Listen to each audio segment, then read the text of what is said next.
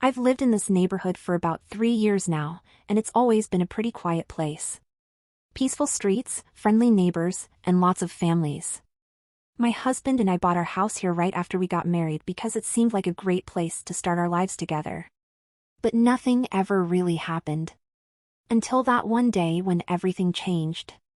It started like any other Tuesday afternoon.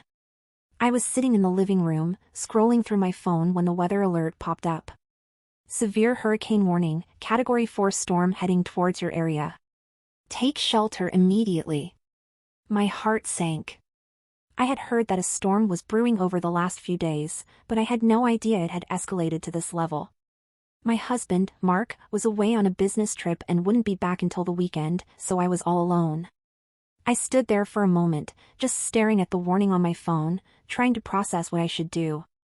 I didn't have a proper storm shelter, just a small storage space under the stairs that wouldn't protect me if the house took a direct hit. Panic started to creep in, but just as I was about to lose it, my phone buzzed again. It was a text from my neighbor, John. "Hey Annie, you all right? Just saw the news. You should come over if you need to. I've got a basement shelter. It's really safe." I let out a breath I didn't realize I was holding. John. We didn't talk much, but I always saw him around. He was the kind of guy who would wave as he mowed his lawn and help people carry their groceries if he happened to be outside. A good neighbor, really. I typed back a quick response. "Thanks, John. Yeah, I just saw the warning. My husband's out of town, and I'm really scared. Are you sure it's okay?" He replied almost immediately. "Absolutely. I'm getting things set up now. Come over when you're ready." I didn't need to be told twice. Grabbing my emergency bag, I threw in some essentials, a change of clothes, my phone charger, a flashlight, and a few snacks.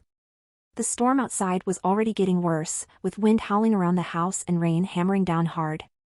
By the time I stepped out the front door, I could barely see through the sheets of water. I locked up and sprinted the short distance to John's place. He was waiting for me at the door, his face tense. I felt a rush of relief just seeing someone else there. "Come on in," he said, ushering me inside quickly. "The storm's moving fast. We need to get down to the basement." I nodded, wiping rain off my face, and followed him through the house. He led me to a door at the back of his kitchen, which I'd never noticed before. When he opened it, I saw a set of stairs leading down into the basement. "You built all this?" I asked, genuinely surprised as we descended into the space. It was fully furnished, with a couch, a small kitchenette, and even a TV mounted on the wall. "Yeah," he said with a small smile. "My dad was paranoid about storms. Made me help build this when I first moved in. Always thought he was a little crazy, but I guess it's paying off now." I looked around, impressed. The basement didn't have that musty, unfinished feeling most basements did. It was actually really cozy, like a little studio apartment. There were even a few books on the shelves, some games stacked in a corner, and a mini fridge stocked with drinks. "Wow, this is really nice," I said, genuinely meaning it. "Thanks," John replied. I figured, if I'm going to be stuck down here, might as well make it comfortable. I couldn't help but smile at that. Makes sense. As soon as we settled in, he turned on the TV. The news was a flurry of warnings and updates about the storm. It was coming in fast, and they were advising everyone to stay put. The reporter said we should expect to be stuck wherever we were for at least 24 hours, if not longer. John glanced at me. "Looks like we're going to be down here for a while." I swallowed hard, trying to ignore the anxiety building in my chest. "Yeah, I guess so."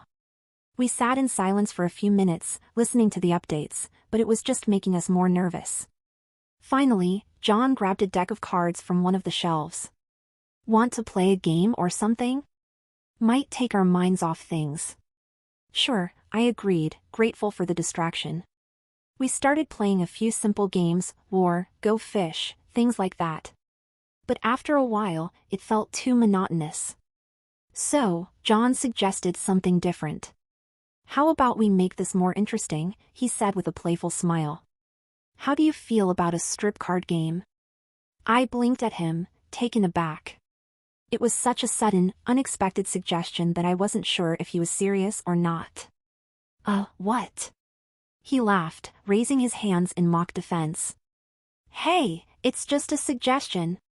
We're both grown-ups, and it's just for fun. We've got nothing but time down here, right? No pressure. I'm just saying, it could make things a little more exciting. I felt my face heat up, and for a second, I considered just brushing it off. But then I looked around. We were stuck in this small space for the foreseeable future. There was no way out until the storm passed.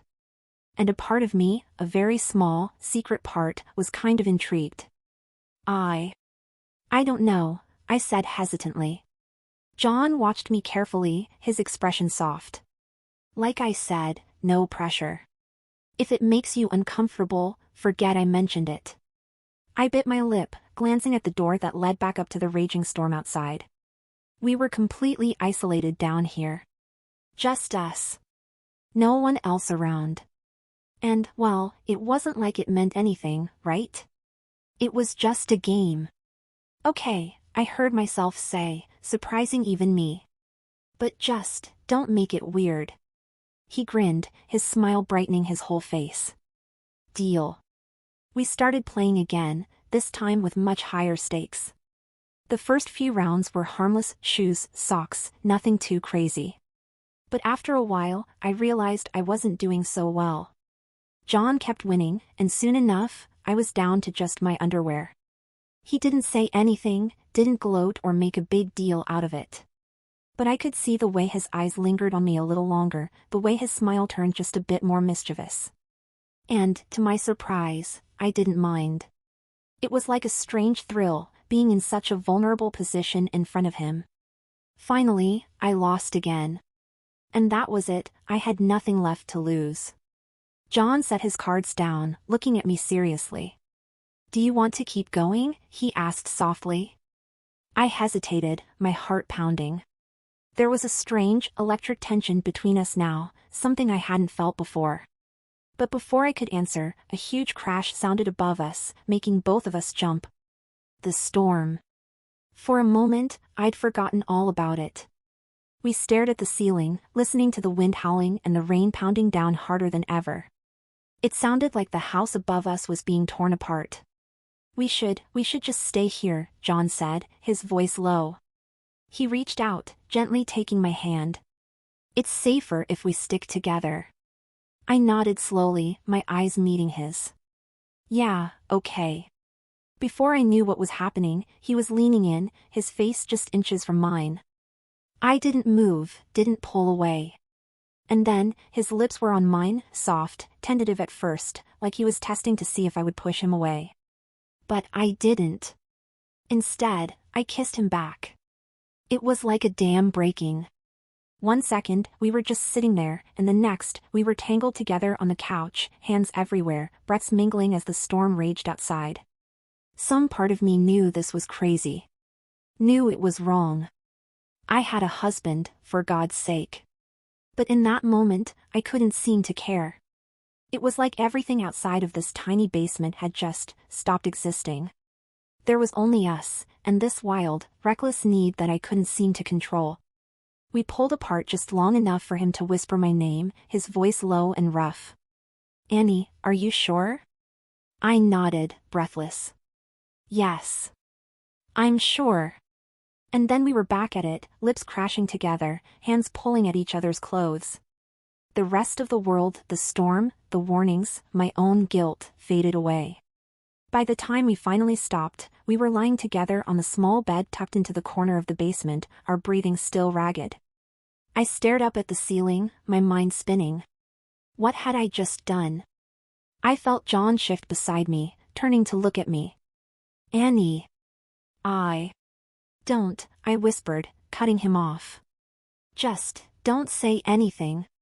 He fell silent, and we lay there in the darkness, the weight of what we'd just done settling over us like a heavy blanket. The storm outside raged on, but I barely heard it. All I could think about was the man lying next to me, the heat of his body against mine, and the secret we now shared. What the hell had I just gotten myself into? The hours ticked by slowly, but we barely moved. I lay there beside John, my thoughts a mess of confusion, guilt, and something else I couldn't quite name. My husband's face flashed through my mind more times than I could count. But every time I tried to focus on him, the memory of what had just happened with John would push its way to the front. It wasn't just the physical part. That, I could almost justify to myself. We were alone, scared, stuck together in a small space with no way out. People do crazy things when they're under pressure, right? But there was more to it than that. It was the way he looked at me, the way he touched me, like he actually cared. Finally, I couldn't stand the silence any longer. I turned my head to look at him. He was staring up at the ceiling, his jaw clenched, clearly deep in thought. "John," I murmured softly. He glanced over at me, his expression guarded. "Yeah? What do we do now?" He let out a long breath, rubbing a hand over his face. "I don't know, Annie. I didn't plan for this. I mean, it's not like I thought," he broke off, his voice tight. "God, I'm sorry. I shouldn't have." "No, don't." I sat up slightly, my heart racing. "Don't apologize. I was part of it too. I knew what was happening, and I didn't stop it." That seemed to catch him off guard. He blinked at me, his eyes searching my face. "You're not mad?" "Mad?" I echoed, surprised by the question. "No. I'm confused. And scared. And I don't know what to think." I paused, looking down at my hands. "But I'm not mad." "Okay," he said softly. He reached out, gently brushing a strand of hair away from my face. The gesture was so tender, so out of place in the aftermath of everything, that it made my heart ache. "I don't want to make things harder for you. If you want to leave, if you want to forget this ever happened, I won't stop you." I stared at him, my chest tight. What if I don't want to forget? His eyes widened slightly, and for a moment, he just looked at me. Then he leaned closer, his hand cupping my cheek. "Then we figure it out. Together." I closed my eyes, leaning into his touch.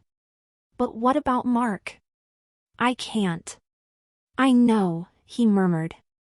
"We don't have to decide anything right now. Let's just take it one step at a time." I nodded, swallowing hard. One step at a time. I could do that. Maybe. We stayed like that for a while longer, just lying there in the dark, holding on to each other as the storm raged outside. Eventually, exhaustion won out, and I drifted into a fitful sleep. When I woke up, it took a moment to remember where I was. The small basement, the sound of the storm still rumbling faintly above us, and John's arm wrapped around my waist. Everything from the night before came rushing back in a flood, and I sucked in a sharp breath. Slowly, I turned my head to look at him. He was still asleep, his face peaceful in the dim light. For a moment, I just watched him, my heart aching with a confusing mix of emotions. How had this happened? How had I ended up here, tangled up with a man who wasn't my husband? But then he stirred, his eyes fluttering open. When he saw me watching him, a small, sleepy smile tugged at his lips. "Morning." "Morning," I whispered back, my voice trembling slightly. He sat up, rubbing a hand over his face. "How are you feeling?" I don't know," I admitted honestly. "Everything's a mess right now." "Yeah," he agreed quietly. "But we'll figure it out." I wanted to believe him. But deep down, I knew that things weren't going to be that simple. The reality of what we'd done was starting to sink in, and the guilt was building like a weight in my chest. I had a husband. A life. What was I supposed to do now? Before I could say anything else, the TV flickered back on, catching both of our attention. The power must have come back during the night. The news was still on, and the anchor was talking about the aftermath of the storm. "The hurricane has passed," she was saying. "It's moving north, and the worst is over." but many areas are still dealing with severe damage. Residents are urged to stay in their shelters until emergency crews can assess the situation. John and I exchanged a glance. Looks like we can go back up soon, I said softly. Yeah. He hesitated, his eyes lingering on mine. Annie. I meant what I said last night. I'm not going to pressure you to do anything. Whatever you want to do, I'll respect it. I nodded, my throat tight. I know. We didn't say much more after that. We got dressed in silence, the weight of unspoken words hanging heavy between us. When we finally headed back up to the main part of his house, the damage was clear. Windows shattered, debris scattered everywhere. But it wasn't as bad as I'd feared. The house was still standing, at least. I should go check on mine, I said quietly. Of course. John walked me to the door, his expression unreadable. If you need anything, you know where to find me. I nodded, swallowing hard. Thank you, John. For everything. He didn't respond, just gave me a small, sad smile as I stepped out into the wreckage of my front yard. The storm had torn up trees, ripped shingles off the roof, and left a mess of debris in its wake. But my house was still standing, thank God. I made my way inside, my heart pounding as I looked around. It was a mess, but nothing that couldn't be fixed. I should have felt relieved. But all I felt was this strange, empty hollowness. Because as soon as I stepped inside, the reality of my life came crashing back down around me. The house. My husband. Everything I'd just betrayed. What the hell was I going to do? The days that followed were a blur of cleanup and confusion. Mark came home a few days later, full of apologies for not being there during the storm and relief that I was okay. I smiled and hugged him, told him I was just glad he was safe. But inside, I was a mess. Every time he touched me, I felt guilty. Every time he kissed me, I thought about John. It was like I was living in two different worlds, one where I was the perfect wife, and another where I was tangled up in something I couldn't quite define. John didn't text me after I left his house. He didn't come over, didn't try to reach out. And I didn't reach out to him either. It was like we'd made some unspoken agreement to pretend nothing had happened. But it was impossible to forget. One night, about a week after the storm, I was sitting in the living room with Mark. He was watching some show on TV, his arm draped around my shoulders, but I wasn't paying attention. My mind was somewhere else entirely. Hey, he said suddenly, jolting me out of my thoughts. You okay? You seem distant. I forced a smile, shaking my head. Yeah, I'm fine. Just, still shaken up from the storm, I guess. He frowned, his eyes softening. I'm sorry I wasn't here, he murmured. I should have been. No, it's not your fault, I said quickly. You didn't know it would get that bad. Still, he insisted, squeezing my shoulder gently. I should have been here to protect you. I swallowed hard, the guilt twisting in my gut. If only he knew. You don't need to protect me, Mark. I'm a big girl. I can handle myself. I know, he said softly, leaning in to kiss my forehead. But I still want to. I closed my eyes, leaning into him. God, I felt so torn. I loved Mark. I really did. But what happened with John, it was like a part of me had woken up, a part one hadn't even realized was asleep. What did that mean? Was I unhappy? Did I want more? Or was it just the storm, the fear, the adrenaline? I didn't have any answers. And every time I thought about it, I felt more lost. It was about 2 weeks later when I finally saw John again. Mark and I were outside, trying to clear up the last of the debris from our yard, when John came over to help. Hey, he said, giving Mark a friendly nod. Figured you could use an extra hand. Thanks, man, Mark said with a grin. Really appreciate it. I forced myself to smile, my heart pounding as John came closer. Hi, John. Hey, Annie, he said softly, his eyes lingering on mine for just a second too long. How've you been? Good, I lied, my voice trembling slightly. Just, busy. Yeah, he agreed quietly. I know. Mark didn't seem to notice the tension between us. He just handed John a pair of gloves and started talking about the storm damage, completely oblivious. But every time I looked at John, I could see it in his eyes, the same confusion, the same longing that I felt. We worked together for hours, clearing away branches and broken pieces of our fence. Every time our hands brushed, it was like a spark of electricity. Every time he looked at me, I felt my stomach twist with something I couldn't name. And when Mark finally went inside to grab some water, leaving us alone, I could barely breathe. Annie, John murmured softly, stepping closer. We need to talk. I know, I whispered, my heart racing. But not here. Not now. When, then, he asked, his voice tense. Because I can't keep pretending nothing happened. I need to know where we stand. I swallowed hard, glancing at the house. I don't know, John. I'm so confused.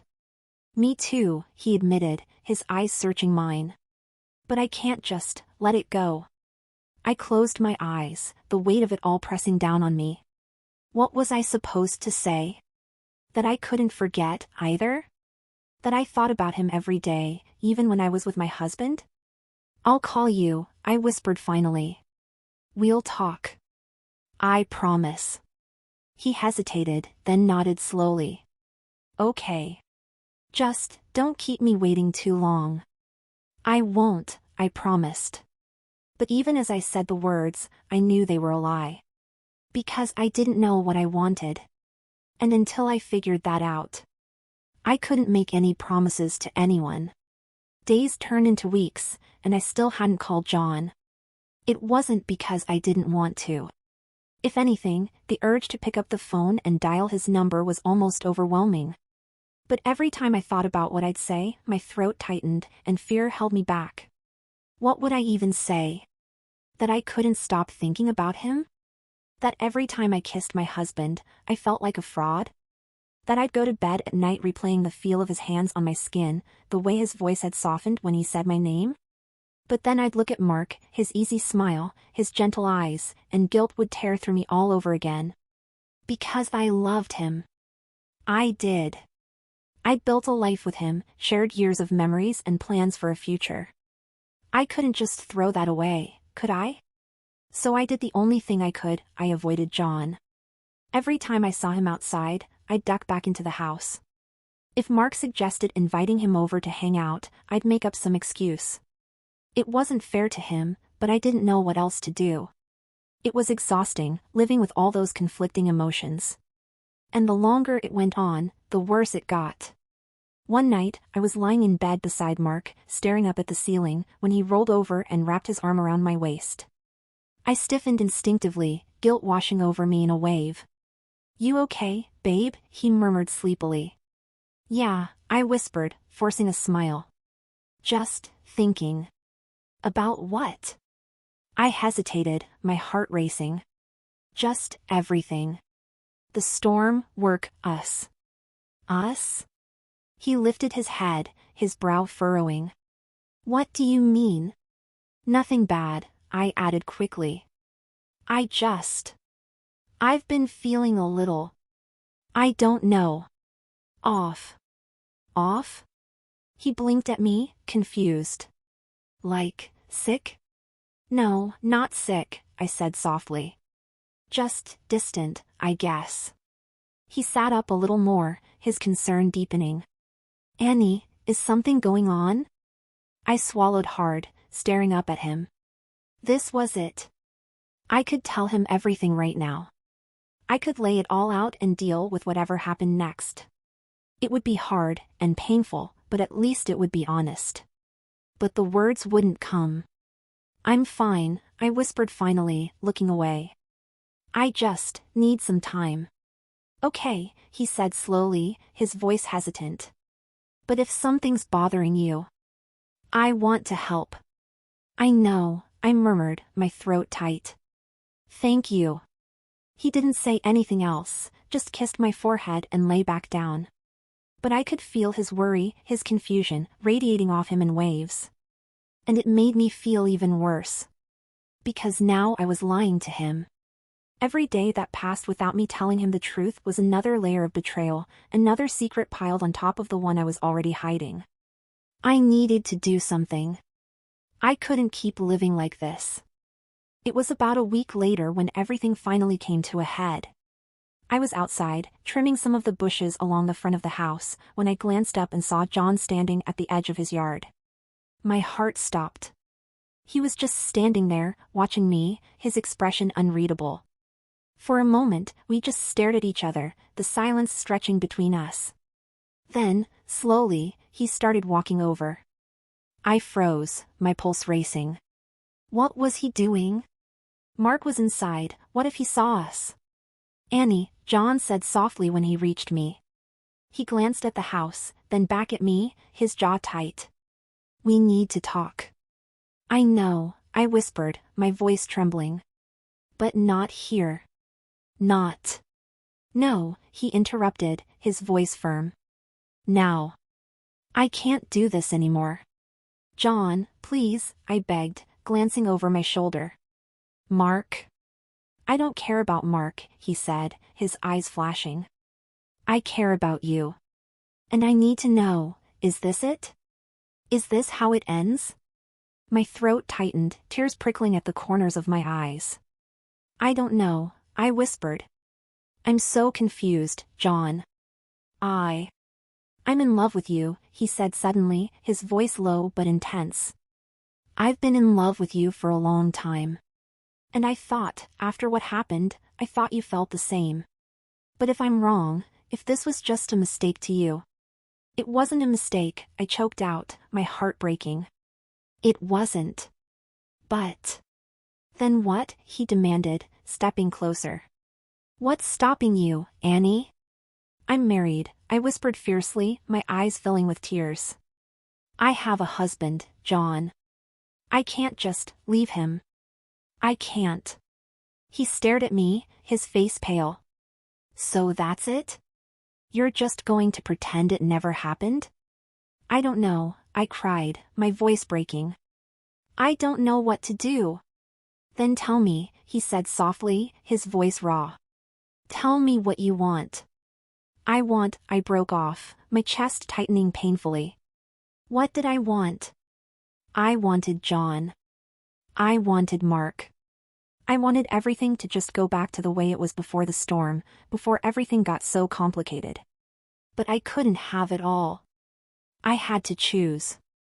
And I wasn't ready to make that choice. I'm sorry, I whispered, tears streaming down my face. I'm so sorry, John. For a moment, he just stared at me, his expression crumbling. Then he nodded slowly, his jaw clenched. Okay, he said quietly. I get it. John, please. No, he interrupted, his voice tight. It's fine, Annie. I won't bother you anymore.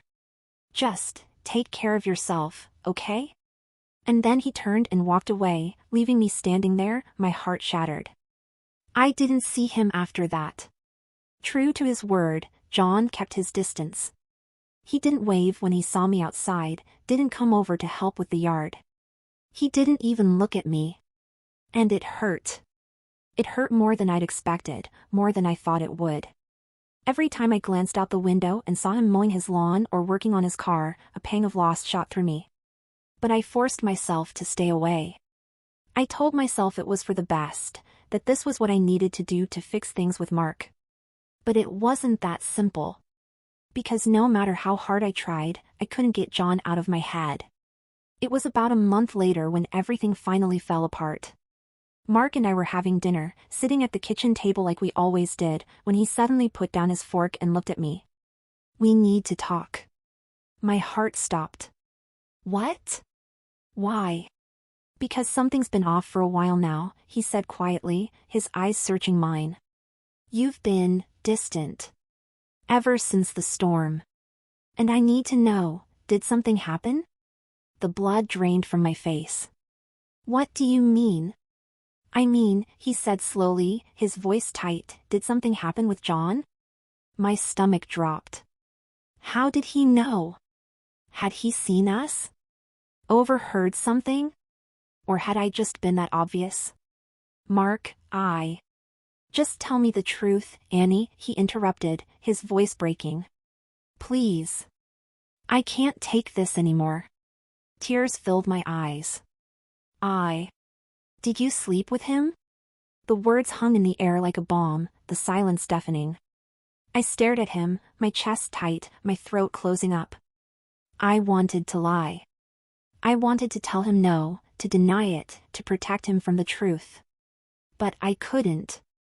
Slowly, I nodded. Mark's face crumpled, pain flashing across his features. Oh, God, he whispered, his voice strangled. Why? Why would you? I'm sorry, I cried, reaching for him. I'm so sorry, Mark. It just happened. I didn't mean to. But you did, he said harshly, pulling away. You did. And now what? I don't know, I whispered, tears streaming down my face. I'm so sorry. I didn't want to hurt you. But you did, he repeated softly, his eyes filled with pain. You broke us, Annie. I sobbed, covering my face with my hands. I wanted to take it all back, to undo everything. But I couldn't. I need some time, Mark said quietly, his voice trembling. I don't know. I need to think. Okay, I whispered brokenly. I understand. He stood up slowly, his movements stiff and robotic, like he was in shock. Then he turned and walked out of the kitchen, leaving me alone with my guilt and regret.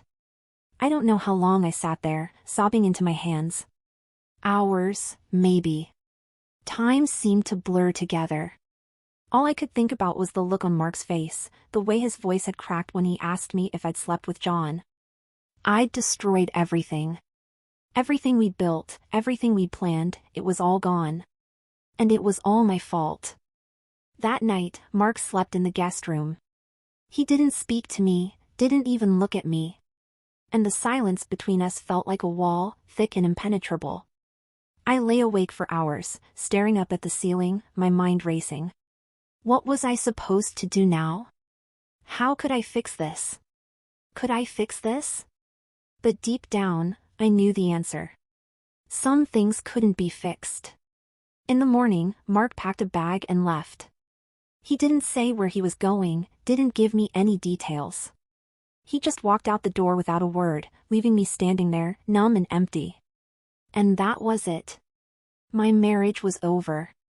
Everything I'd known, everything I'd built, gone. I didn't see John after that. I heard through the grapevine that he'd moved, got a new job in another town. It was probably for the best. But even now, even after everything, I can't help but wonder. If I'd made a different choice, if I'd been honest with myself from the start, would things have turned out differently? I guess I'll never know. But one thing's for sure. I'll always remember that night in the storm shelter, the night everything changed forever.